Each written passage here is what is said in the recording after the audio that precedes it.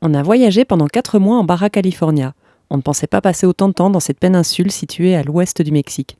Notre idée était d'y aller pendant quelques semaines avant de prendre le ferry pour visiter la partie continentale du Mexique.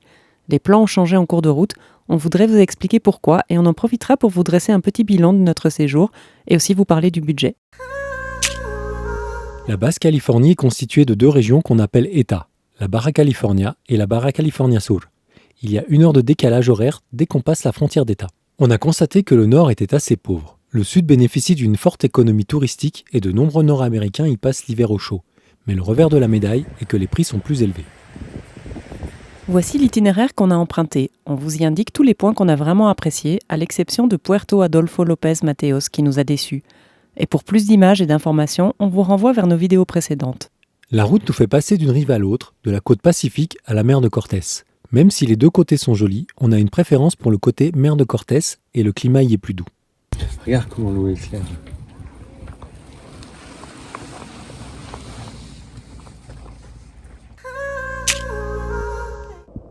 On aura passé 4 mois en Baja. En moyenne, pour 2 personnes, on a dépensé 48 € par jour, soit 1470 € par mois. Comme première dépense, on a le poste des courses, c'est-à-dire l'alimentation et les produits du quotidien. La Baja fonctionne un peu comme une île et beaucoup de choses sont importées. Le coût de la vie est élevé par rapport au reste du Mexique. On a trouvé un Walmart, là on n'est pas trop perdu jusqu'à maintenant. Et puis premier rayon. Regarde, c'est des cookies. Alors là, c'est le dépaysement total, il n'y a pas de cookies. Comme deuxième poste de dépense, il y a le transport qui comprend principalement le diesel. Ce poste ne fait que 13% de notre budget alors que le prix au litre est plus cher qu'aux USA. On aura parcouru 4637 km avec une consommation moyenne de 12 litres au 100. On aura moins roulé qu'aux USA, on a divisé par 2 la distance parcourue. On a apprécié de pouvoir se poser au bord des plages et ça nous a fait faire de belles économies. En troisième position, on a le poste des sorties. On s'est fait davantage plaisir en Baja puisque les restaurants sont plus abordables qu'aux USA et qu'au Canada. On avait de grandes attentes sur la gastronomie mexicaine. Malgré les plats hauts en couleur, on a été un peu déçus. Mais la Basse-Californie n'est pas représentative de l'ensemble du Mexique. T'es jaloux ? Il n'y a rien dedans. Ce poste comprend aussi les excursions et les prix restent très abordables. Ils peuvent atteindre le double, voire le triple au Canada, aux USA et même en Europe. Le poste 4 comprend nos assurances santé et aussi celles qu'on doit souscrire pour notre véhicule au Mexique. Nos abonnements Internet arrivent en 5e position. C'est devenu un budget plus important au Mexique car impossible d'avoir une réception téléphonique avec nos opérateurs français, sauf dans 2 ou 3 grandes villes. On a donc investi dans une Starlink qui nous permet d'avoir Internet partout et de rester joignable. Pas assez de soleil aujourd'hui. En 6, les campings. Ça inclut les droits d'accès aux plages. Ici en Baja, les accès à certaines plages sont payants et notamment à Bahia Concepción. Il faut compter entre 10 et 15 € par véhicule pour 24 heures. En 7, les visas. Pour entrer au Mexique, ça nous a coûté 39 € par personne et 52 € pour le véhicule.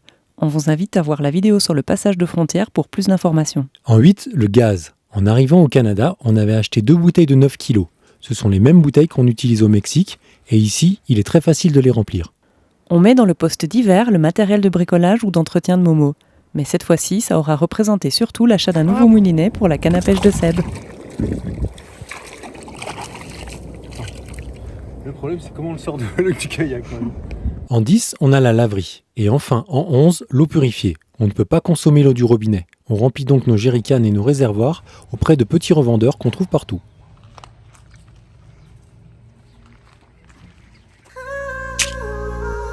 Il existe des récits de police corrompue en Baja. De notre côté, on n'y a pas été confronté. Au contraire, on a plutôt eu de très bons contacts.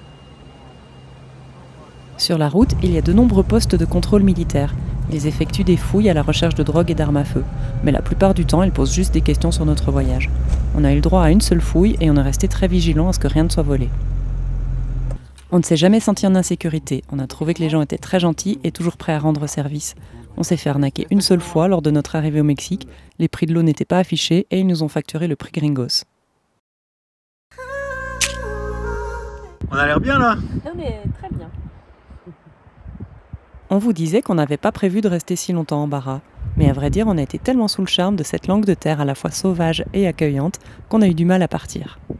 On a trouvé qu'il était vraiment facile de voyager en camping-car par ici. Et pouvoir se stationner sur les plages face à la mer est un luxe qu'il est rarement possible de s'offrir. On a aimé la diversité des paysages rassemblés dans ce bout de terre. Ces paysages montagneux, ces déserts de cactus à perte de vue, ces plages sauvages et ces petits villages. Sans oublier la faune. Depuis la plage, on a pu voir régulièrement des dauphins, des baleines, et la mer est un véritable aquarium. La Basse-Californie est un endroit propice pour rencontrer d'autres voyageurs, mais c'est aussi très américanisé, et il est plus difficile de s'isoler des touristes pour s'immerger dans la culture mexicaine. Comme point négatif embarras, on pourrait citer l'état des routes goudronnées, qui mettent peut-être plus à mal nos suspensions que les pistes.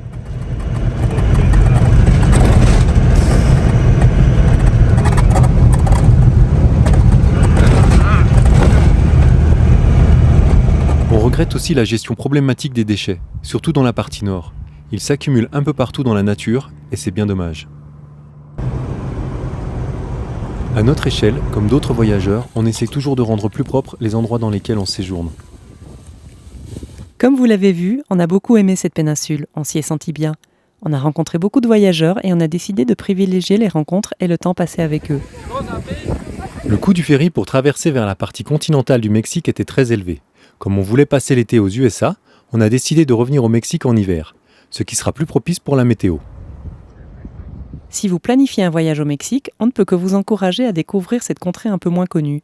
On vous invite à regarder tous nos épisodes sur la baraque car on y distille pas mal d'informations pratiques. Si vous avez aimé la vidéo, un petit pouce et un petit mot nous feront plaisir. À bientôt pour la suite de l'aventure, aux États-Unis cette fois.